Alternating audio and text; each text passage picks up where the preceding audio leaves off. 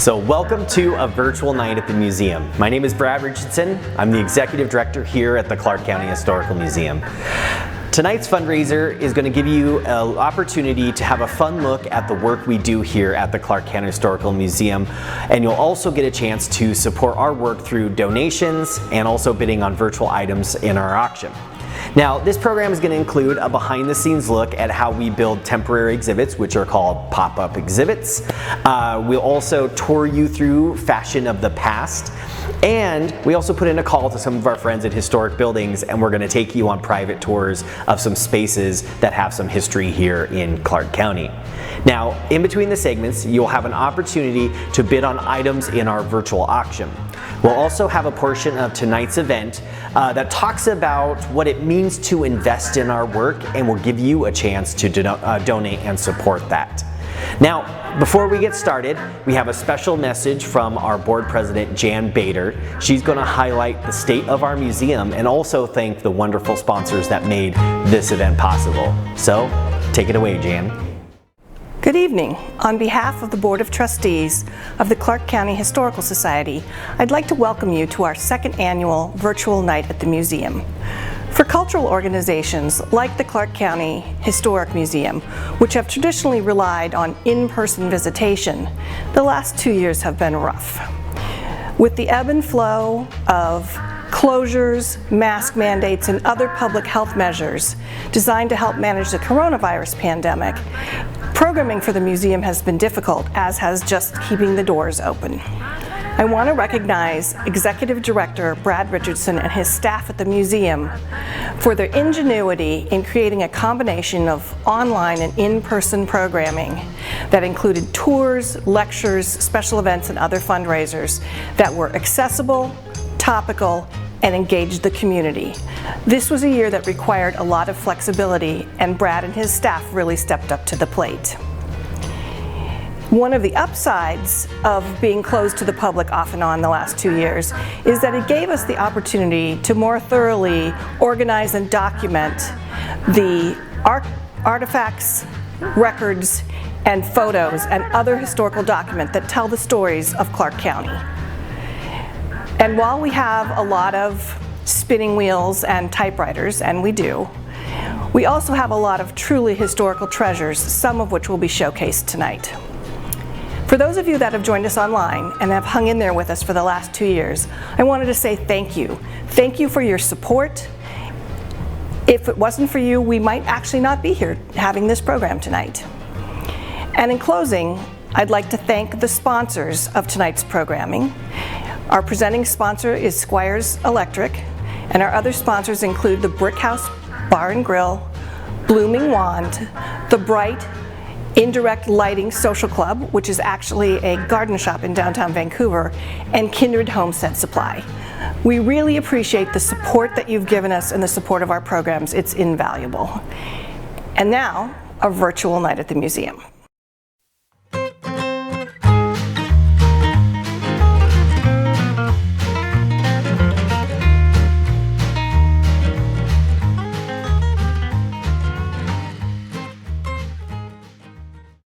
This is Sam. Sam is an intern. Say hi, Sam. So today, Sam is going to show us how to do a pop-up exhibit. Aren't you excited, Sam? We are, because everyone knows that exhibits are really easy and require no real skill. All right, let's get this show on the road.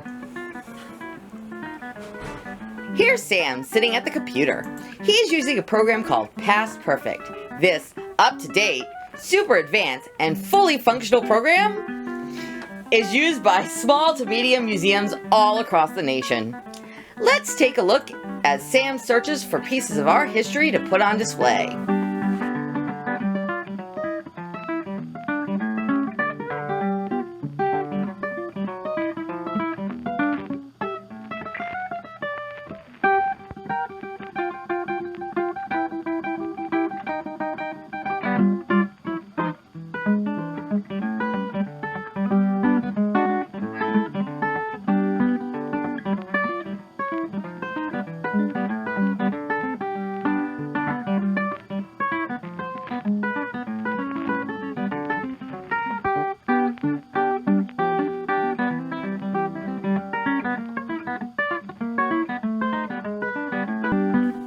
Now Sam has moved on to looking through the physical accession files. These files hold the information of those who gifted these important pieces to the museum. These records are meticulously cared for and documented. They are one of the most important pieces of our collection. Research. At the heart of any good exhibit is well thought out, meticulously combed through, and thoroughly vetted research. How's that research going, Sam? This looks like it's no sweat, right? How much research could there really be? Not much, we guess.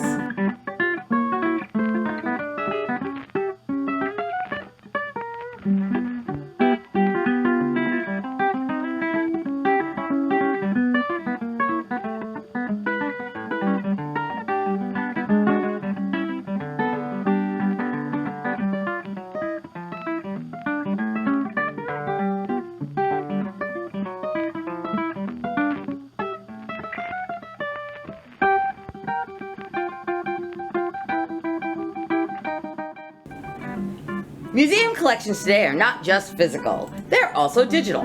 And how? Here's our online photo collection. So Sam, is this research helping you get a better picture of the history?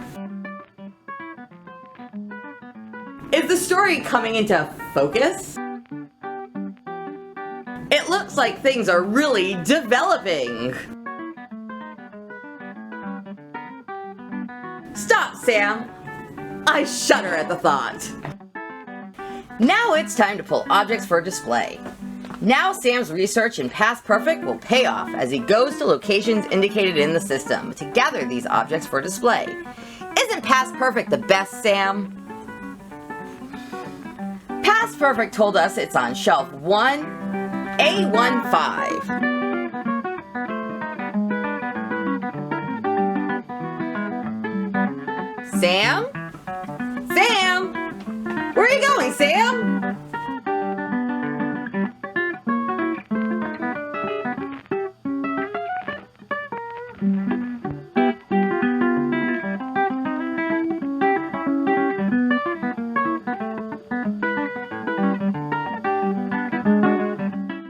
Now it's time to pull photos for display.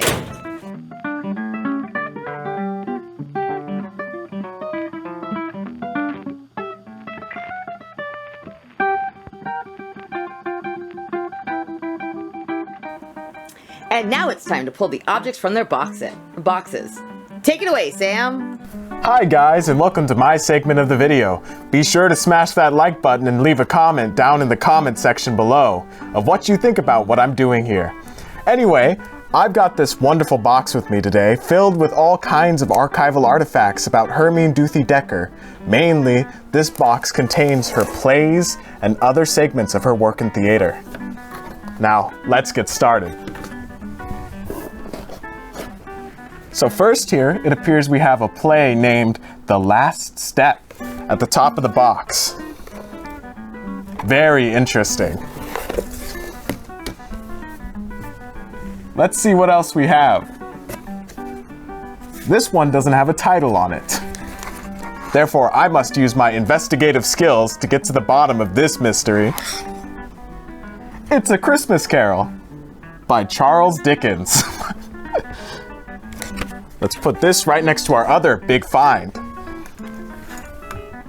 And as you can see, there is much more this box has to give. Next, we have a folder. This folder is named Dave Paul.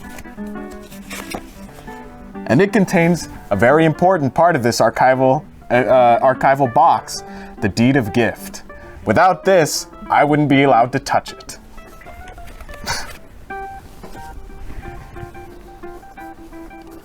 And interestingly, next we have a CD. This is very old. It is called The Fish 104.1 FM. Hermine Duthie Dekker, Her Vision, the Old Slocum House Theater Company. Interviewer Dave Paul, who was kind enough to give us this collection. And of course, the endless box it is. It has more various items in it. We have a newspaper, Slocum House Shows Angels. Look at that photo.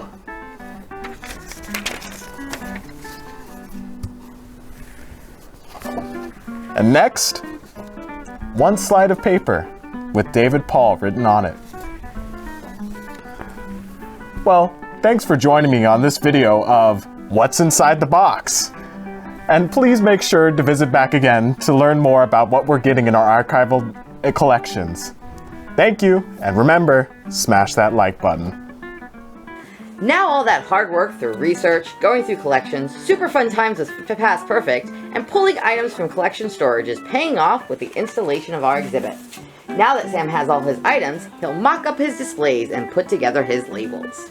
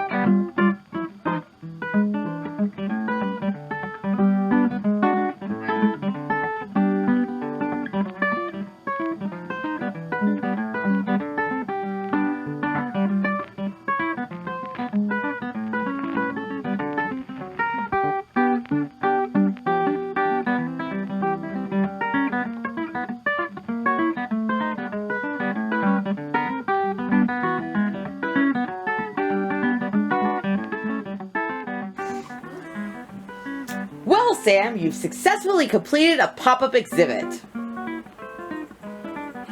It only took you 6 months of research and digging through the collection, and just a couple of easy years of education for this exhibit that will be up for about 2 hours. Isn't that swell? And here you are with your first pop-up exhibit. Easy peasy lemon squeezy. Well, Sam, this world is not what you've done, but what you're doing for me now. Are you ready for your next exhibit? That jokester, Sam. We'll see you next summer, 'cause you need more credits.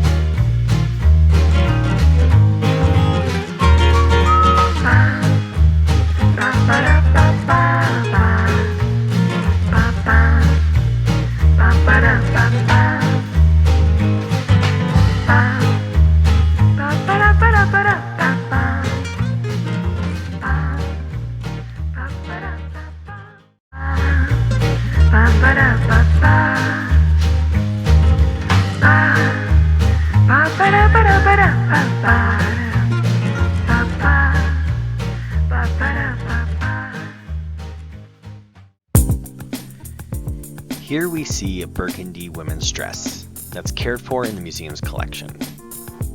This dress is from a portion of our collection called the Grant House Museum Collection. In the late 1940s, local women's club, the Seroptimus International of Vancouver, started their work on developing the U.S. Grant House Museum. The Seroptimus Club was founded in 1921 and was designed to provide women with opportunities for training in business and management. And now for a little backstory on the Grant House, for those who don't know. The Grant House was built in 1849 and is constructed of hand-hewn logs. Not long after, there was wood-lap siding that was put on, because the cold and wet could easily get through the spaces in the logs. This building served as a living quarters for the post commander for Vancouver Barracks in its early days, and later it would serve as a space for commissioned officers and had an officers' mess and a club on the main floor. The Seroptimus Club began their repairs and restoration of the historic building in the late 1940s. By the early 1950s, they had opened up the Grant House Museum. The Seroptimus Museum occupied the Grant House until the 1980s. During this time, there was training provided in historical preservation and artifact conservation.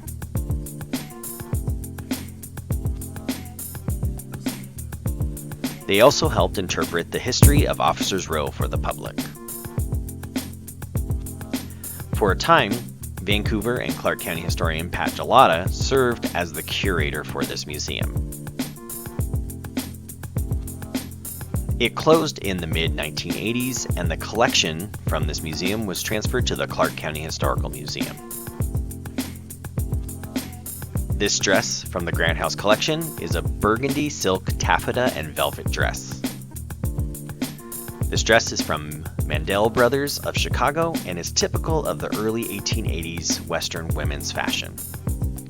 Women from this period wore tight whalebone corsets and dresses with high necklines, small form-fitting sleeves, and decorative draping on the skirts. By the mid-1880s, a wire cage called a bustle would have been attached to the back of the dress. This would be covered with a long overskirt and was meant to accentuate a woman's curves. This gorgeous piece was likely a day dress used for outings, luncheons, and/or charity events. This is a burgundy dress that would be worn by an adolescent girl in the 1880s. By the mid-1880s, young girls' dresses often mimicked women's wear, a trend that relaxed by the end of the decade because it often restricted children's movements. This burgundy silk taffeta and velvet dress is a typical example of an outfit worn by adolescent girls in the 1880s between ages 8 and 12 years old. It has a tighter bodice and a tail that also would have a bustle underneath it. Young girls that would have worn this dress likely would have worn matching bows in their hair, black or white stockings, and black lace-up boots. Here we have a men's outfit, dated to the 1880s or 1890s. This comprises of a white silk shirt, a vest, and a jacket. Now, the vest and the jacket are donated in memory of Harland and Marion Burgess. Harland Burgess was born on April 23, 1899 in Columbus, Kansas. Eventually, his family made their way to Washington State, where they owned a farm in Palouse, Washington, and worked the land. Eventually, Harland graduated from Pullman High School and enlisted in the United States military. During the time of his enlistment, he also attended Washington State College, which is now Washington State University, and he graduated with a bachelor's degree in education in 1922. In 23, him and Marion married in Spokane, Washington, and he was deployed during World War II. The details of his exact service are unclear, but it is known that he achieved the rank of lieutenant colonel, and he was on a ship that was captured and ended up on a Japanese transport ship for prisoners. Sadly, Harlan never made it back home, and one can find a memorial plaque for him placed in the Pullman City Cemetery. Marion continued on and received a Bachelor's of Arts degree in history from Washington State College in 1947. She eventually moved to Vancouver, where she lived out the rest of her life. Marion passed away in 1989, and she is buried in Park Hill Cemetery. This specific outfit that was donated in the memory of the Burgesses was put together by CCHM staff as a good representation of a merchant in the 1880s and 1890s. It consists of 3 separate pieces from our collection. Here we have a young woman's white dress from around the 1910s. The simplicity of this white cotton dress should not be taken for granted. Fashions were slowly starting to change during the Edwardian era, a short period between about 1901 and the start of World War I. The S curve became popular at this time, and women's fashion began to slowly relax as many were entering the workforce and wartime service and participating in sports and other activities. This is a very popular short-sleeve style worn by young women during the Edwardian period to attend events like picnics, teas, and graduation ceremonies. It is made of white cotton linen with beautiful machine-detailed embroidery. The V neckline is accentuated by a light strip of lace topped by a tiny blue navy strip of silk, and there are small knots carefully placed along each side. The loose top is very different from the tight bodices of the late 1800s and shows the pigeon look that became popular after the turn of the century. This is a very special reconstructive aid uniform from the CCHM collection. It is a rare glimpse into female military fashion during World War I. These aids were civilian women working to provide occupational treatment to wounded soldiers returning from the front. Made of heavy wool, there are 3 pieces that made up this uniform. First, the modest skirt comes to the mid-calf to allow for easy walking through the mud in her leather boots. The long jacket has a high collar, large buttons, and belt of military style. The winter covering is a cape with open slits on either side to secure a wide belt underneath, securing the waist in the front and allowing the back of the cape to flow free.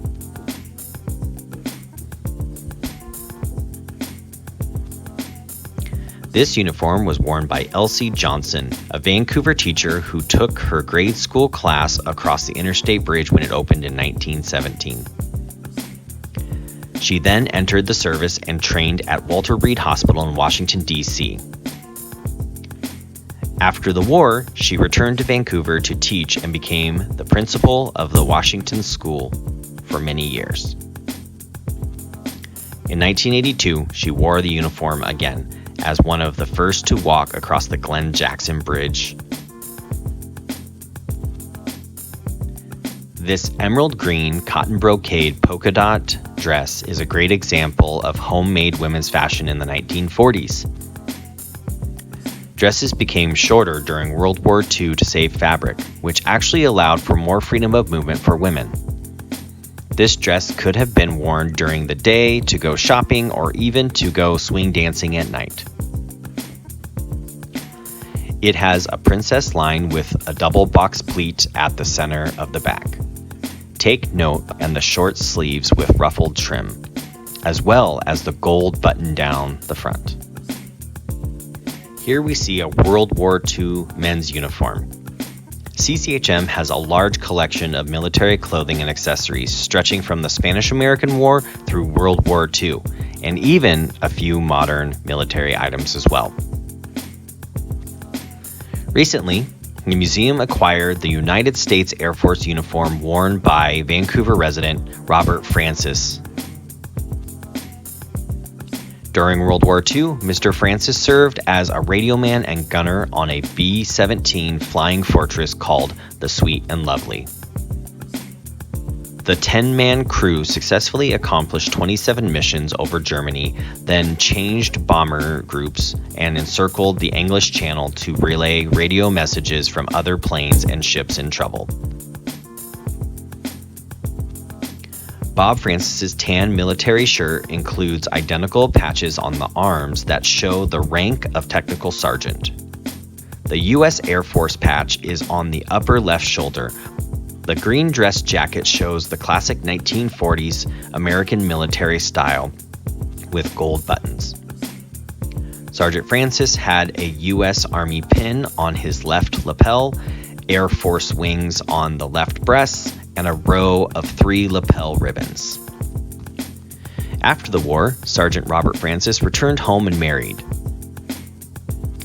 He and his wife Beverly ran a hotel in Portland and then moved to Vancouver in the 1960s. Miss Francis also donated her husband's Air Medal and matching pins, which were awarded for meritorious achievement for attacks on vital German industrial targets. All right, folks, we are having a great program tonight, and now we're just going to take a minute because we want to reach out to all of you watching this program, whether you're watching it now or, you know what, even if you're watching it 2 years from now, we always need your support. And so right now is the time of giving. We want to be able to try to get your support, and so we're going to start at the $25 level. If anyone can give it $25, it makes such a huge impact in so many different ways. Just one of the things that we could do with $25 is we could get a brand new archival grade box to be able to keep one of the new items that we have received from the community that tells the story of Clark County. And so this box can store and care for one of these pieces of history, and you can contribute to that at just $25. And so, you know, scan the codes, click on the buttons, and go to our donation page and help us out with just a $25 donation. Now, for those who want to give a little bit more, we have $50 option for donations, and this is amazing. You can help us process 25 photos into our collection. It takes a lot of time and effort to be able to process photos and get them onto our digital archive, which you can see online, which is in partnership with WSU Vancouver. And so $50 can help impact that. And so if you have the ability tonight to give $50, you can help us preserve photos and so much more. There's so many more things that we can do with just $50 of your investment in us. Now our next level is pretty cool because it's the $100 level, and this one you're helping your fellow Clark County residents. This can help us process one research request. So when people come in and they want to know the history of their family, they want to know the history of their home, they want to understand the legacy that they're coming into in the place that they live, $100 can help facilitate that effort for us to be able to do one research request for someone in the community. So this is not just a gift to the museum, but a gift to others in the community who want to know more of that story. Now, we've got another level we're going up to, which is $250, and that might seem like it's a bit of money, but imagine what you can do with this is basically you can help us conduct one of our walking tours. So if you've been on a walking tour of Vancouver, Old City Cemetery, Camas, Battleground, Ridgefield, to be able to go out and conduct those tours with the community, it takes about $250 total to do that. And so when you're able to support us and invest in that work, that $250 gets out in the community, it tells those stories, and you're a part of that with that investment.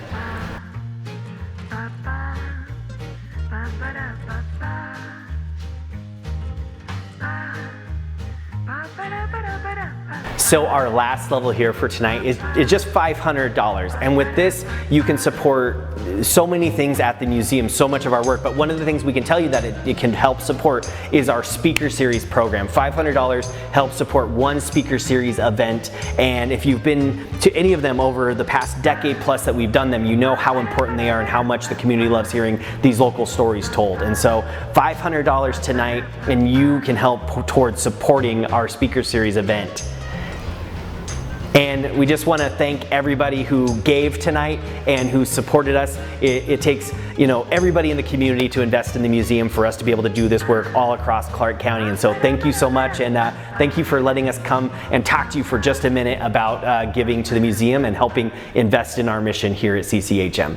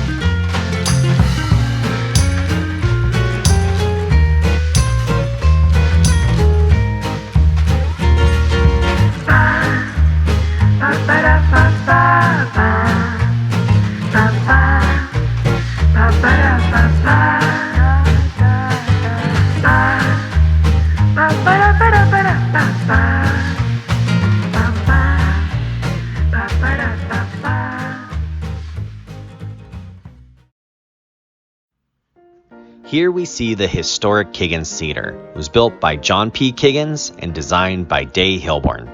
The evening of April 24th, 1936 found Vancouver buzzing with anticipation as electricity coursed through the marquee of Vancouver's new crown jewel, the Kiggins Theater, named after multiple-time mayor and two-time Clark County Commissioner John P. Kiggins. Designed by renowned local architect Day Hilborn, the theater embodied an Art Deco artistry. Construction started on September 20th, 1935. The materials to build the Kiggins Theater were used from local businesses in Vancouver. The Vancouver Central Wood Company provided wood, and the Vancouver Sign Company provided the lights and neon for the lettering. The building was hailed by the press as a design masterpiece. The first film shown at the Kiggins Theater was She Married Her Boss. Today, few are aware that the theater's namesake John P. Kiggins was one of the most influential figures in early 20th century Clark County. John P. Kiggins was born in Tennessee and raised in Washington, D.C. He arrived at Vancouver Barracks in 1892 as a soldier in the 14th Infantry. His regiment was assigned to aid Alaskan gold rush prospectors, and later he served in the Spanish-American War. He saw potential in Vancouver and chose to make it his home. Kiggins quickly established a hardware store, plumbing business, and construction operations. However, he had aspirations beyond business. Kiggins' political career began with his election to Vancouver City Council in 1908. 1 year later, Kiggins ran for mayor, and he won. In his first address, Kiggins advocated for a new municipal water system, underground electric, telegraph, and telephone lines, and additional streetlights. As mayor, he oversaw improvements to Vancouver's infrastructure and the construction of St. Joseph's Hospital. Dr. Charles Irwin, a prohibitionist candidate, defeated Kiggins in 1911 in the mayoral race. Kiggins went on to serve as a Clark County commissioner for 2 terms. He was also considered a possible Washington state governor candidate. And eventually he returned to the office of mayor, a position he held multiple times. In 1910, Kiggins launched his first entertainment venue, the Grand Theater Opera House at 10th and Main. Over the following decades, Kiggins managed to build several theaters such as the American, the USA, and the Castle. Kiggins was also a sports fanatic and an accomplished amateur baseball player. In 1918, Kiggins unsuccessfully lobbied for the Pacific Northwest International Baseball League to bring a professional team to Vancouver. Renovated and placed on the National Historic Register of Places, the Kiggins Theater experienced a renaissance, regaining the glow of that spring evening in 1936 when motion pictures first graced its screen. And now, let's get a little behind the scenes of what it's like to work and own this historic theater.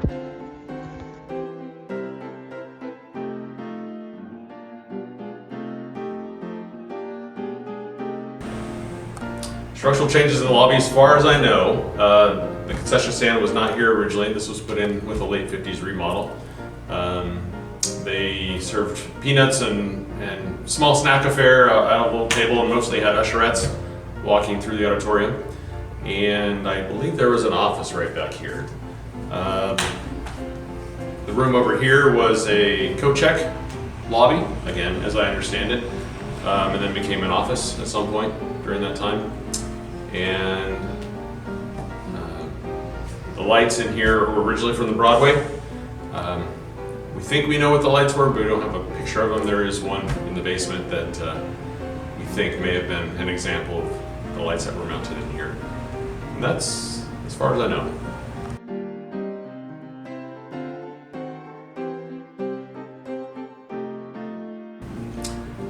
The difficulty of understanding how the lobby was originally designed and how it's evolved over time is there's virtually no photograph evidence of it. There's only anecdotal stories, and I've heard this or I remember this, so I'm kind of going off hearsay a little bit as far as how things have changed. We do have one photograph that was taken right here of staff in the early 50s, I believe, and you can see a portion of this area that showed that there was no concession stand at the time, and this was an open area.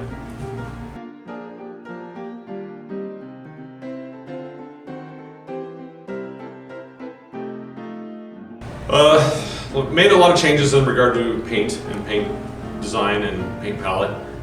Repainted the walls and the doors, and that's even after they were repainted with the 2011 remodel. Our biggest contribution, which happened during the shutdown period of the pandemic, is we were able to restore the stairwell here behind me back to its at least original design, maybe not necessarily the color palette. We did match one color that was up at the very top and then use that as a key to create the rest of the banding, but with the silver pinstriping. So that's back to its close, historically accurate or original form. And as far as I know, that's as much as we've done. That's getting back to its original historicity.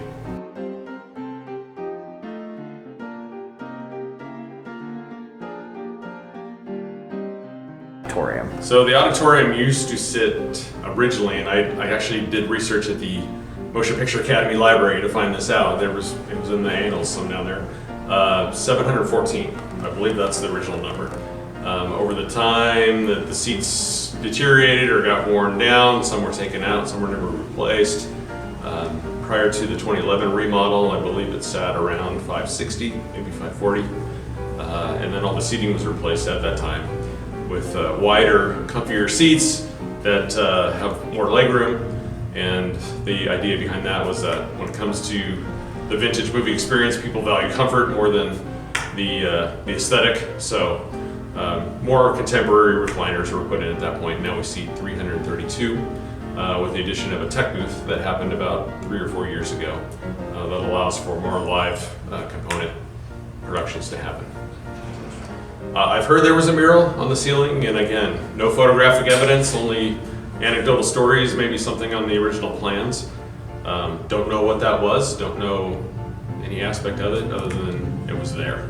And that was typical of movie palaces particularly. This isn't technically a movie palace, but a lot of movie theaters from that era did have ceiling murals. Screen size is original to the theater. It's a brand new screen that was put in the 2011 remodel, 27 feet wide. And that is consistent with the proscenium arches and or columns, I should say, in the proscenium arch. There's a hand-carved, hand-painted wood piece. Prior to the remodel, there was, I think, about a 35-foot screen that fortunately was bigger, but unfortunately covered up a lot of the original era architecture. So I'm glad to have it back to its original size, even though it might not be the biggest screen experience you can have watching a movie. The lighting fixtures in there are original, both the wall sconces and the house fixtures up high.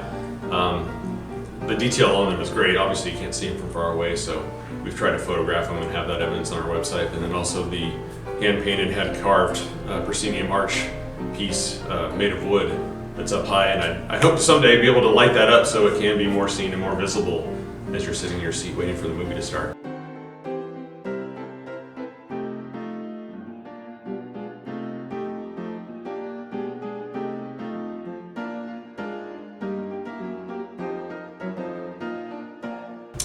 Popcorn Betty Howard ran this place with a velvet gloved iron fist, I should say, for a number of decades, and for good reason. She basically was a functional weekend babysitter for boatloads of kids that were dropped off in front of the theater and spent many hours here. And so poor Betty had to babysit all weekend long and had to make sure that things were kept shipshape, and oftentimes would stop the movie in the middle, which back when you're showing a film print, it's quite an undertaking to both stop and restart. But to warn the kids to take their feet down off the seats, or stop kids running up and down the stairs, or even the more nefarious older teens that are smoking in the bathroom or sneaking in their own alcohol. I think part of the experience and the history and learning the memories is interacting with Popcorn Betty over the years. And she made her own popcorn. She had actually a whole side business. She made popcorn off-site and brought all that in and also distributed that to schools. So she's not only a legend to the Keegan space, but the community.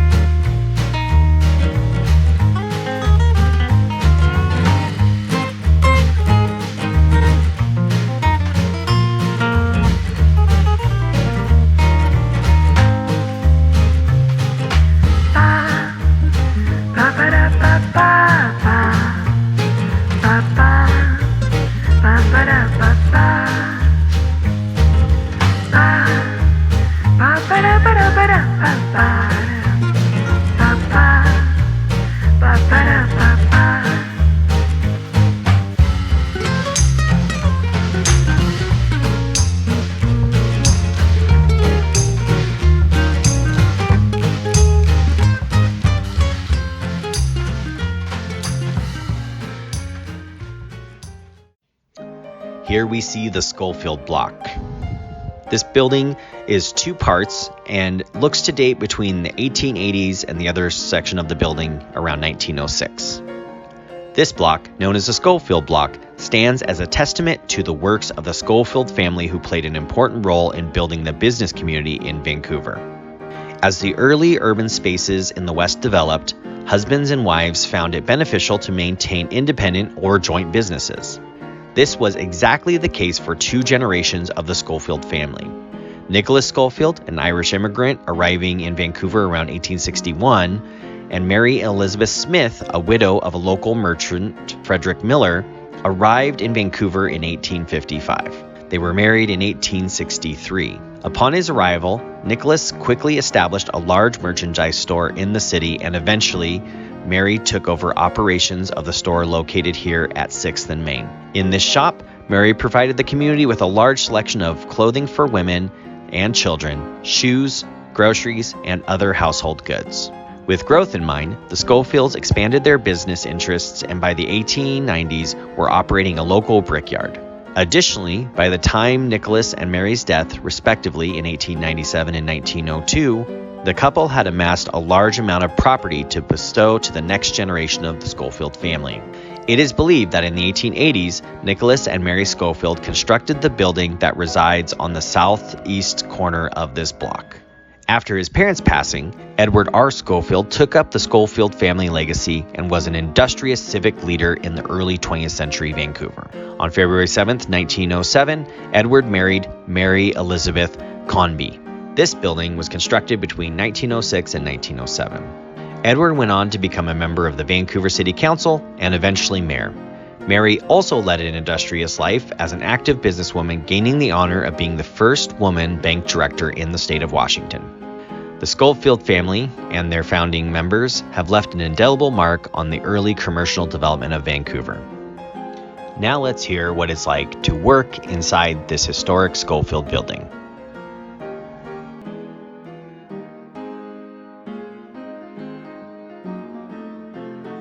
Yeah, so I own Kindred Homestead Supply. We are a low-waste bulk refillery, and not a lot of people know what that means.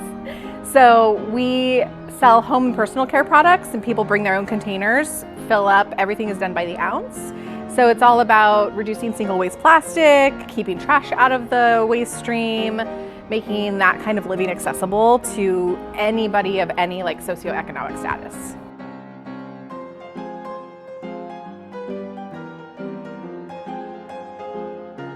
It's weird.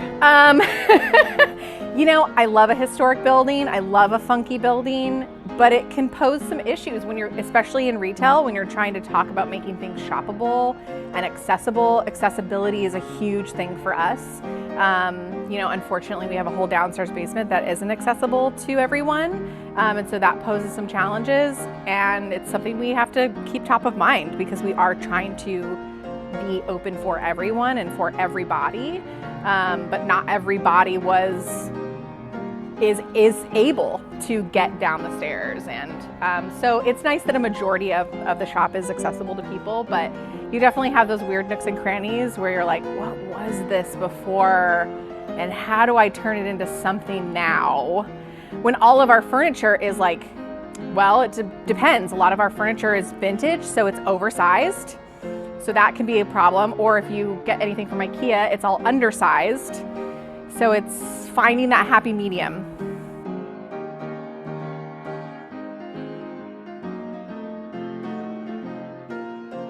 Yes. So I know a lot about the majority of the building and the Schofields, and that they lived here and they operated I think it was an apothecary out of the corner. I think my section was a bank at one point. I heard stories about a general who used to get heavily intoxicated, and they kept a room open for him in the upstairs, which I have been to, and it's gorgeous. And I hope that I would love to just win the lottery and turn it into a bed and breakfast, but I hope that somebody comes along and recognizes the beauty that's really there. I know about the cow in the courtyard. I definitely, actually, now that I know they're not going to unveil these windows, I might just like have something painted, like a tribute to the cow. I think the cow deserves a tribute. I think we have like a law because of the cow, right? We have to pay tribute to the cow. What else have I learned? I think that's pretty much it.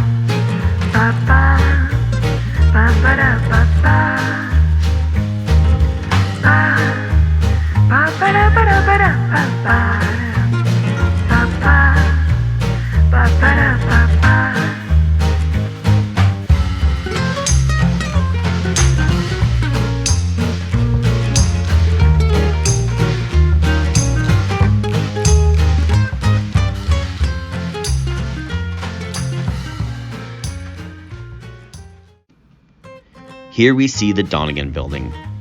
Like most of downtown Vancouver, it is located on the Esther and Amos Short donation land claim. Timothy Donegan purchased the land on which this building was constructed from Thurston E. Daniels and Hazel M. Daniels in 1906. Donegan's two-story commercial structure was likely completed in 1907. This building is an example of 20th century commercial style architecture. Timothy Donegan occupied one of the storefronts in this building, out of which he operated his successful shoe store until he sold the business in 1910. Now for a little backstory on Timothy Donegan.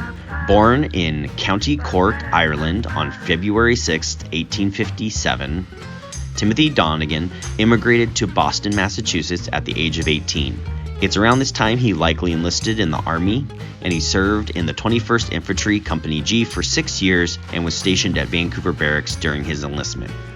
Donegan was discharged at the rank of corporal on July 8, 1883. He mustered out of Vancouver Barracks and remained in the area. After his military service, Donegan established a shoe business, working in a building on Main between 3rd and 4th Streets. His business was simply listed as Timothy Donegan Shoemaker. During this period, he lived in a boarding house called the Vancouver House, which was located on the corner of Main and near the riverfront. On March 1, 1889, Timothy Donegan married Mary McDonald. Mary Ann McDonald, who is referred to as McDonald, was born in Santa Rosa, California to Irish immigrants Columbus and Margaret McDonald. In 1891, Timothy and Mary had one child, Marguerite. 1 year later, a local directory showed the Donegan family living at a home on the corner of 8th Street. Timothy Donegan continued to operate his shoe business out of the Wolf Block during this time. In an ad published during this period, Donegan's offerings increased to include all manners of footwear, such as boots, rubbers, ladies' and children's fine shoes, as well as custom work and repairing. Donegan continued to operate the business on Main Street until he built the Donegan Building around 1907. After 20 years in the shoe business, Donegan sold his company to C.D. Hayes and J.H. Bossler. Hayes was already well known in Vancouver for his involvement in the general merchandising trade. Donegan was also active in the civic life in Vancouver. In 1910, he joined the newly formed Taxpayers League. This organization lobbied for more economical administration of public affairs and believed the government to be engaged in extravagant and useless spending. 1 year later, he ran for council member at large. He lost to E.H. Wright by only 30 votes. He was also an active member of local groups such as the Knights of Columbus, where he served on the Vancouver Council. Timothy Donegan passed away suddenly on September 7, 1913 at the age of 56.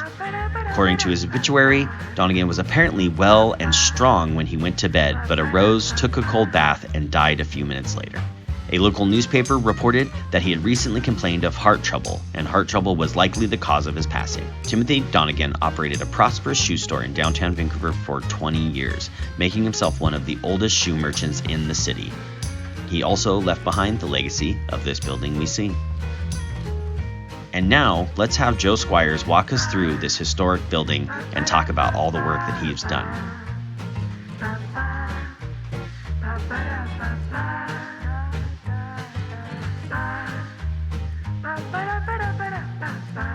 Hi, I'm Joe Squires. I actually own an electric company, Squires Electric, here in Portland and in Vancouver.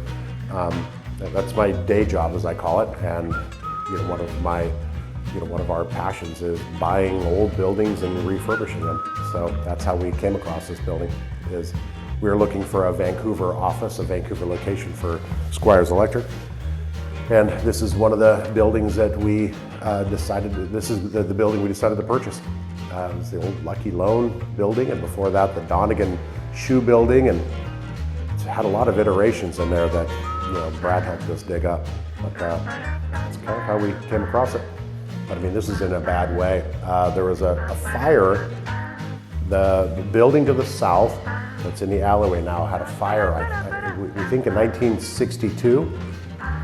No, 1957. Excuse me. And it destroyed the second level of the Schofield building, and it also kind of ruined the second floor here.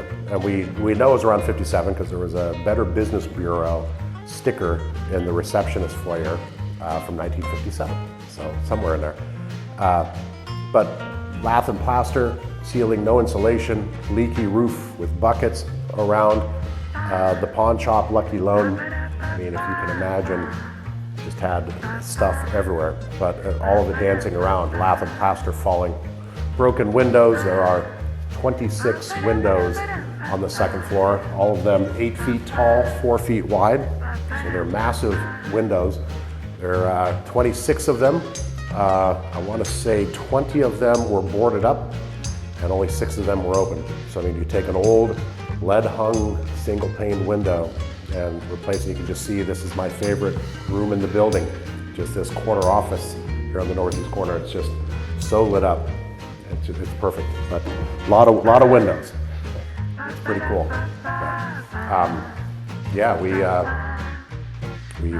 rewired it, put in brand new mechanicals, replumbed it, added 3 bathrooms, a kitchen, brand new roof that's insulated, all new voice and data. Refinished the floors. These were covered in vinyl glued to the floor, so we were able to rip those up. There were radiators in here that we had to remove, all the old radiator lines, the steam lines. We patched the floor around those where we could. It's fascinating to take something that's over 100 years old and bring it back. The brick was covered in plaster. We plastered over it at some point, so we took the plaster off and we got the brick back the way it was. So it's pretty cool.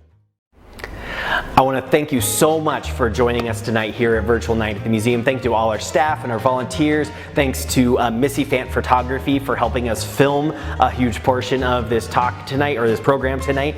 We also want to give a big shout out to our sponsors. Thanks again to our presenting sponsor, Squires Electric. We want to thank Brick House Bar and Grill. We want to thank Bright Indirect Light Social Club, Blooming Wand, and Kindred Homestead Supply. We could not do this without their support, and all of them have contributed to continuing to keep our museum strong. And so thank you for joining us for this fun night of a behind the scenes look at what we do here at the Clark County Historical Museum, and we look forward to seeing you at our next event or program.